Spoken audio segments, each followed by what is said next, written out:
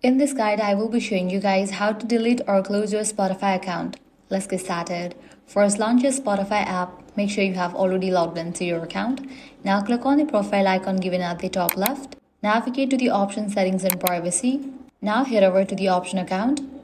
Inside this page, you're gonna find this option, close your account. Click on that. You will be taken through a confirmation process where Spotify explains what you will lose after deletion.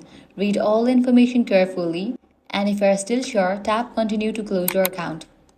Just agree with the terms and conditions and click on the option continue to close your account. Now you will need to check your mail. Close this. You will receive mail from Spotify. Open that mail and click on the option close my account. This will finalize the process. Once confirmed, your Spotify account will be permanently deleted and you will no longer have access to your music or data. That's it. This way you can easily delete or close your Spotify account permanently. If this guide helped you out, do not forget to like, share and subscribe.